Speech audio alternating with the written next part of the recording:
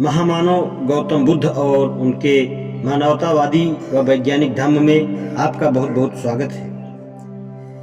यदि राजा सदाचारी है तो उसकी प्रजा भी सदाचारी होगी। एक बार भगवान बुद्ध ने भिक्षुओं को संबोधित करते हुए कहा, भिक्षुओं, जब राजा दुराचारी हो जाता है तो उनके मंत्रीगण और अधिकारीगण भी दुराचारी हो जाते हैं। जब मंत्रीगण और अधिकारीगण दुराचारी हो जाते हैं तो ब्राह्मण और गृहपति भी दुराचारी हो जाते हैं। जब ब्राह्मण और गृहपति दुराचारी हो जाते हैं तो नगर और गांव के लोग भी दुराचारी हो जाते हैं। लेकिन भिक्षुओं, जब राजा सदाचारी होते हैं तो उनके मंत्रीगण और अधिकारीगण भी सदाचारी होते हैं। जब मंत्रीगण और अधिकारीगण सदाचारी होते हैं तो ब्राह्मण और गृहपति भी सदाचारी होते हैं।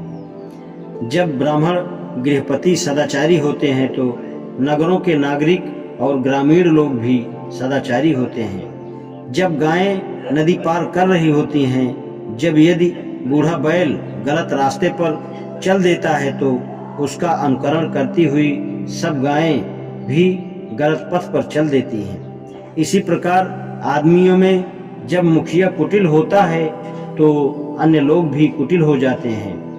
इसी प्रकार जब राजा पथभ्रष्ट होता है तो समस्त राज्य दुखी होता है। जब गायें नदी पार करती हों और बैल सीधा जाए तो सभी गायें भी उसका अनुकरण करते हुए सीधी जाती हैं, क्योंकि उसका मार्ग सीधा होता है। इसी प्रकार आदमियों में जो मुखिया होता है, यदि वह सन्मार्गी होता है तो दूसरे भी सदाचारी होते हैं। जब राजा धार्मिक होता है तो सारा राज्य सुखी रहता है। आज इतना ही, शेष कल। धन्यवाद।